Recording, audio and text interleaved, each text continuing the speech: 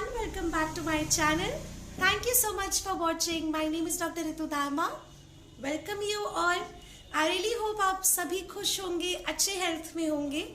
आज इस वीडियो में हम लोग बात करने वाले हैं ऑर्गेनॉन के नेक्स्ट 3 अफोरिज्म्स के बारे में, which is 95, 96 and 97. आज के ये तीनों अफोरिज्म्स 3 शॉर्ट नोट्स क्रिएट करते हैं. जो भी स्टूडेंट्स मेरी वीडियो को देख रहे हैं उनके लिए मैं बता दूं कि ये जो तीनों अफोरिज्म्स हैं इन पर शॉर्ट नोट्स आते हैं. First is lesser accessory symptoms of the disease, second is hypochondriac patients and third is indolent patients. ये तीनों पर शॉर्ट नोट आते हैं एंड इट्स वेरी इंपॉर्टेंट. ये इंपॉर्टेंट क्वेश्चंस बनते हैं एग्जाम पॉइंट ऑफ व्यू से. तो आज इन तीनों अफोरिज्म्स को हम जानेंगे कि ये क्या क्या होते हैं. आई होप आपको ये वीडियो पसंद आएगी. अगर आपको ये वीडियो अच्छी लगे तो please do hit the like button. और अभी तक जैसे आप मेरे वीडियोस को पसंद करते आए हैं उसी तरह से पसंद करती रहिए. कमेंट बॉक्स आपकी टेरिटरी है. प्लीज डू कमेंट की वीडियो कैसी लगी. और बहुत बहुत ज्यादा इंपॉर्टेंट है, प्लीज शेयर कीजिए वीडियो को. तो प्लीज अगर आपने अभी तक सब्सक्राइब नहीं किया है तो प्लीज सब्सक्राइब कर लीजिए चैनल को. That's very very important. अगर आपको वीडियोस पसंद आती है तो बस एक क्लिक पर मेरा चैनल सब्सक्राइब हो जाएगा free of cost. And I request you all please do subscribe. आप वीडियोस को देखते हैं, पसंद करते हैं, एक फटाफट से एक सब्सक्रिप्शन ले लेंगे फ्री ऑफ कॉस्ट, तो आप हमेशा नोटिफाई हो जाएंगे मेरे हर वीडियो पर. एंड आई रियली प्रॉमिस कि आगे बहुत अच्छे अच्छे वीडियोस मैं आपके लिए लेकर आने वाली हूँ. So without further ado let's begin with aphorism number 95 about lesser accessory symptoms of the disease. Aphorism 95 says, in chronic diseases, the investigation of signs of disease above mentioned. Now, above mentioned में मैं आपको थोड़ा सा summarise कर दूं कि हमने अभी तक क्या है. Aphorism number 94, 93 ये सब हमने वही सब चीजें जानी है कि chronic disease में हमें क्या क्या इंक्वायर करना है, क्या क्या पूछना है एक पेशेंट से. उसका डोमेस्टिक लाइफ हमने डिस्कस किया था लास्ट वीडियो, आप सभी को पसंद भी बहुत आई. तो उसमें मोड ऑफ लिविंग, डोमेस्टिक जो लाइफ है, बिहेवियर कैसा है पेशेंट का, ये सभी चीजें हमने अफोरिज्म नंबर 94 में हम क्या क्या क्वेश्चन पूछ सकते हैं वो अभी तक हमने कर लिया है कि क्रॉनिक केस टेकिंग में हमें क्या क्या चीजें पूछनी चाहिए.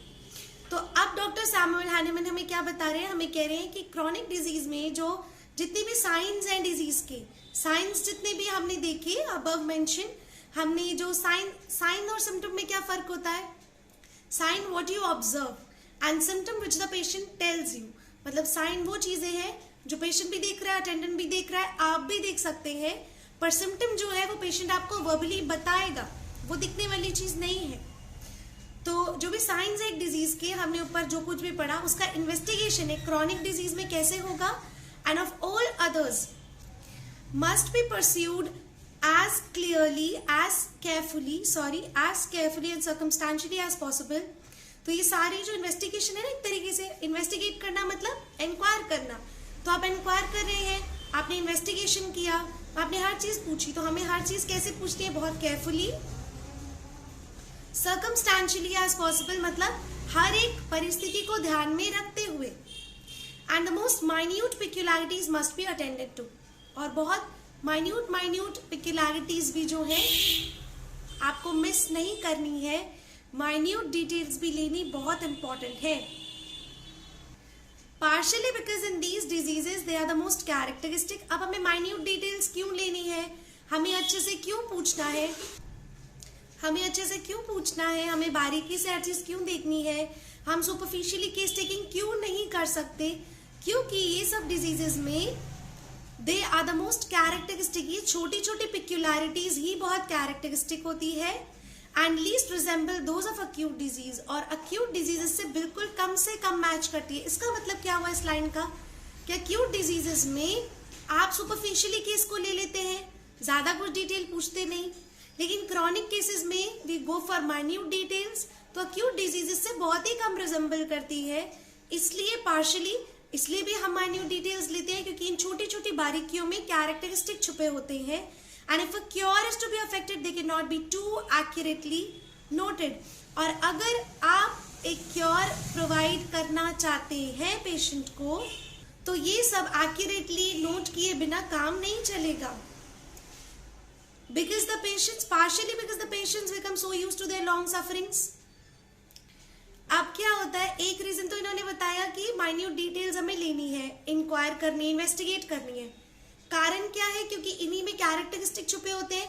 और एक और कारण इन्होंने बताया है कि कई बार क्या होता है, पेशेंट अपनी बहुत पुरानी सफरिंग्स, क्योंकि जनरली होम्योपैथ्स के पास पेशेंट्स आते हैं with long sufferings, chronic sufferings जो 12-13 साल से है, 10-10 साल से है, 20-20 साल से है। ऐसी लॉन्ग सफरिंग्स के लिए जब वो आते हैं, तो इतनी लॉन्ग सफरिंग्स में patient, it becomes very normal कि पेशेंट काफ़ी सारी चीज़ें जो है उनको यूज टू हो जाता है। तो जब वो उस चीज़ को यूज टू हो जाते हैं, मतलब उनको उसकी आदत सी पड़ जाती है एक दर्द की या एक डिस्कम्फर्ट की, that they pay little or no heed to the lesser accessory symptoms। तो ये जो है, ये जो छोटे सिम्टम्स हैं, इनको वो कभी अटेंशन ही पे नहीं करते, उनकी तरफ ध्यान ही नहीं देते, इनको नोटिस ही नहीं करते, और ऐसे सिम्टम्स कहते हैं lesser accessory symptoms, which are often very pregnant with the meaning characteristic। मतलब ये pregnant meaning, इट्स सिग्निफिकेंट, बहुत ज्यादा इंपॉर्टेंट है, सिग्निफिकेंट है। ऐसे ही सिम्टम्स जिनको लॉन्ग सफरिंग्स होने की वजह से पेशेंट कई बार अटेंशन ही पे नहीं करता, या फिर उस डिस्कम्फर्ट की उसको इतनी आदत हो जाती है कि वो डॉक्टर को बताता ही नहीं ऐसा कुछ है। लेकिन कई बार वो चीज़ इतनी कैरेक्टरिस्टिक होती है कि आप अगर उसके बेसिस पर सिलेक्शन करेंगे तो आप बहुत अच्छी मेडिसिन फाइंड आउट कर सकते हैं। Often very useful in determining the choice of remedy। Now what is characteristic lesser accessory symptoms? हमें पता चल गया क्या होते हैं, जो बहुत लंबे समय से एक व्यक्ति जिससे सफर कर रहा होता है और उसका इतना यूज टू हो जाता है कि वो उसकी तरफ अटेंशन पे नहीं करता, ध्यान नहीं देता, लेकिन वो बहुत कैरेक्टरिस्टिक होते हैं। Often they are very useful in determining the choice of remedy। choice of remedy selection के लिए बहुत इंपॉर्टेंट होते हैं, and regard them almost as necessary part of the condition। तो ये बहुत एक नेसेसरी पार्ट है उस कंडीशन, जो डिजीज कंडीशन है उनकी, उसका एक बहुत अहम हिस्सा होते हैं। ऑलमोस्ट एज हेल्थ को वापस पाने के लिए ये एक बहुत इंपॉर्टेंट हिस्सा होते हैं। The real feeling of which they have well nine forgotten in their sometimes 15 और 20 years ऑफ सफरिंग। ये जो रियल फीलिंग होती है, जिससे एक लॉन्ग सफरिंग की शुरुआत कई बार हुई होती है, लेकिन 15-20 साल से उस चीज से ग्रस्त होने के कारण वो उसे उसकी आदत डाल लेता है या भूल जाता है। And they can scarcely bring themselves to believe that these accessory symptoms, और वो कई बार अपने आप को विश्वास नहीं दिला पाते कि ये जो एक्सेसरी सिम्टम्स हैं, दोज ग्रेटर और लेसर, या ज्यादा है या कम है, कम deviation from the healthy state, these greater और accessory deviations from the healthy state can have a connection with the principal malady. अब ये एक बहुत इंपॉर्टेंट चीज मैं आपसे बता रही हूँ, दैट जब भी एक होम्योपैथिक फिजिशियन के पास पेशेंट आते हैं तो उनसे हमें बहुत सारी चीजें पूछना क्यों जरूरी है, क्योंकि दे डोंट नो, पेशेंट को नहीं पता होता कि इतनी लंबी सफरिंग की, इतनी माइन्यूट डिटेल्स की अभी जो प्रॉब्लम हो रही है, उस प्रिंसिपल मैलेडी से उसका कोई कनेक्शन हो भी सकता है।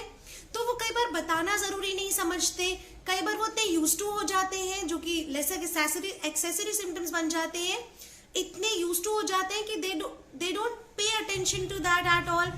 तो इसीलिए इन्होंने, डॉक्टर हानेमन ने यहाँ लिखा है कि चाहे वो प्रॉब्लम जो है, वो डिस्कम्फर्ट जो है, या एक छोटा सा डिस्कम्फर्ट हो हेल्दी स्टेट से, लेकिन ये चाहे बड़ा हो चाहे छोटा हो, ये लेसर एक्सेसरी सिम्टम्स पेशेंट नहीं जान पाता, बिलीव नहीं कर पाता है, पेशेंट जान नहीं पाता, बिलीव नहीं कर पाता है कि इसका प्रिंसिपल मैलेडी से कोई कनेक्शन है।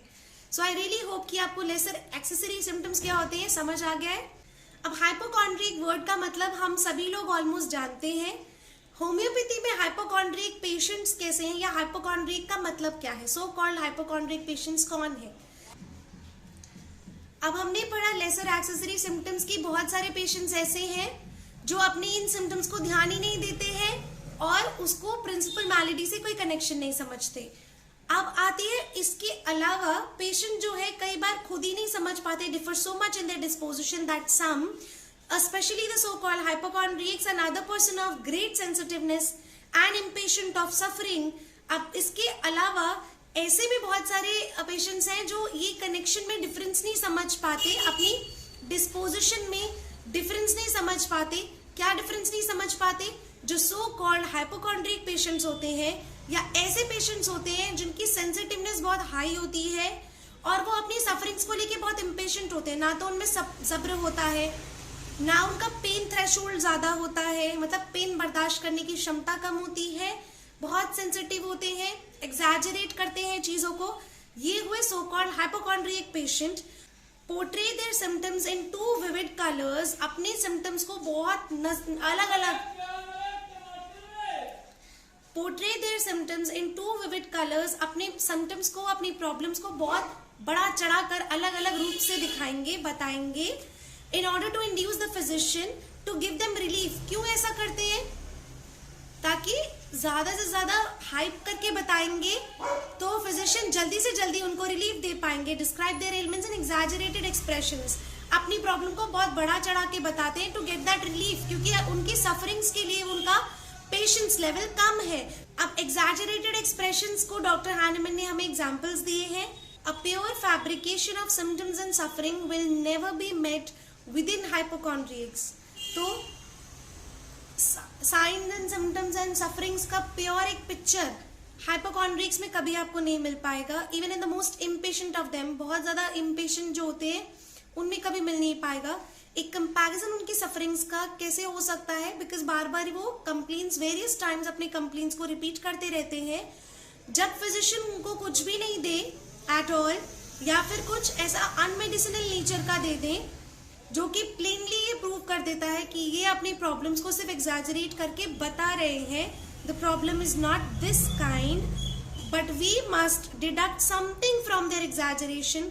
हमें कुछ ना कुछ उनकी जो बड़ा चढ़ा के बताया उसमें से कुछ चीजें हटाकर एट ऑल इवेंट्स हर बार ascribe the strong character of their expression to their excessive sensibility. तो हमें उनके एक्सेसिव सेंसिबिलिटी को भी नोट डाउन करना चाहिए और इनके एग्जैजरेटेड बड़ा चढ़ा के बताए हुए सिम्टम्स में से कुछ चीजें हटाकर उनकी एक पिक्चर तैयार करनी चाहिए in which the case is very exaggeration, in which case this very exaggeration of their expression when talking of their ailments become of itself an important symptom। तो ये exaggeration हमारे लिए क्यों important है? हम उसके बेसिस पर सिम्टम सिलेक्ट नहीं कर सकते, लेकिन ये एक्सेसिव सेंसिबिलिटी और ये जो अपनी बातों को बड़ा चढ़ा के एग्जैजरेट करके बताना ही अपने आप में एक सिम्टम बन जाता है। In the list of features जो हम पिक्चर ऑफ पेशेंट बना रहे हैं ना, तो जो पोर्ट्रेट ट्रू पिक्चर हमें चाहिए, उस ट्रू पिक्चर में हम इस हाई सेंसिबिलिटी को एंड एग्जैजरेटेड एक्सप्रेशंस करके जो बताते हैं सिम्टम को भी ऐड करेंगे। The case is different with insane person and rascally feigners of the disease. अब केस बिल्कुल अलग हो जाता है जब थोड़े इनसेन लोगों को डील कर रहे हैं या फिर जो अपने डिजीज को बिल्कुल झूठी बताते हैं, उन लोगों में केस लेने का तरीका अलग हो जाता है ना। हाइपोकॉन्ड्रिक में फिर से मैं बता देती हूँ, जो अपनी सफरिंग्स को बड़ा चढ़ा के बताते हैं, जो थोड़े जिनमें सेंसिटिवनेस बहुत ज्यादा हाई है, जिनमें पेशेंस लेवल बहुत कम है, दे आर वेरी इम्पेशेंट। हमें पता कैसे चलेगा अगर हमें थोड़ा भी हिंट लग रहा है तो क्वाइट कुछ अनमेडिसिनल नेचर का अगर हम कुछ देते हैं तो भी, और हम कुछ मेडिसिन दें तो भी हर बार पेशेंट अपनी प्रॉब्लम्स को आके उतना हाइप करके बता रहे हैं, तो इससे हमें पता चल जाएगा। और इस सेंसिबिलिटी को ये एग्जैजरेटेड तरीके से जो बताते हैं, इनके इस सिम्टम को हम उनके पिक्चर में ऐड करेंगे, ना कि हम क्या करते हैं जनरली, हम उस एग्जैजरेटेड सिम्टम्स को हटा देंगे एक्स्ट्रा, लेकिन वो जो सिम्टम्स लिस्ट आया है उसमें हटाने के साथ साथ हमें ये एक्स्ट्रा सेंसिबिलिटी ऐड करनी है, सेंसिटिविटी ऐड करनी है, और इस सिम्टम के बेसिस पर ही पेशेंट को ट्रीट करना है। Now we go on to form number 97 which is about other types of patients. और टाइप्स ऑफ पेशेंट हमने पढ़ लिया इसमें। Other individuals of an opposite character, बिल्कुल ऑपोजिट तरीके के पेशेंट्स कैसे हैं, however partially from indolence. Indolence मतलब आलस, लापरवाही, इसकी वजह से कई बार फॉल्स मोडेस्टी अपना ज्यादा इंप्रेशन बनाने की वजह से, ज्यादा अपने आप को अच्छा दिखाने की वजह से, partially from a kind of mildness of disposition, और कई बार इस वजह से भी कि उनका जो नेचर है वो काफी माइल्ड है, इस वजह से, या वीकनेस ऑफ माइंड है, दिमाग थोड़ा कमजोर है और कॉम्प्रिहेंशन में स्लो है, इन सभी चीजों की वजह से refrain from mentioning a number of their symptoms. तो ये सब चीजें कई बार एक पेशेंट को रोक लेती है अपने सारे सिम्टम्स बताने के लिए। डिस्क्राइब देम इन वेग टर्म्स, अपने सिम्टम्स को बस कुछ ऊपर ऊपर से सुपरफिशियली बता देते हैं और lead some of them to be of no consequence, और कई बार किसी को तो इम्पोर्टेंस ही नहीं देते, वो सिम्टम्स को मिस ही कर देते हैं। और इस तरह के पेशेंट्स होते हैं इंडोलेंट पेशेंट्स। तो out of indolence, weakness of mind, या कॉम्प्रिहेंशन स्लो है, या शाय है, माइल्ड है नेचर में, या फिर फॉल्स मोडेस्टी की वजह से कई बार अपने सिम्टम्स जब पेशेंट नहीं बताते हैं और सिर्फ सुपरफिशियली बताया और हो गया, इन पेशेंट्स को हम कैटेगराइज करते हैं इंडोलेंट पेशेंट्स में। So this was all about this complete video. I really hope आपको ये तीनों शॉर्ट नोट्स बहुत अच्छे से कंप्लीटली समझ आ गए होंगे और ये तीनों अफॉर्मिज्म आपके लिए बहुत यूजफुल रहेंगे। आगे के वीडियोस भी बहुत इंटरेस्टिंग होने वाले हैं। Stay tuned, stay connected with homeopathy. I'll be right back with another video as soon as possible. Do subscribe my channel and hit the like button. Comment box is yours. Do comment how much you like my video. Thank you so much. Bye bye.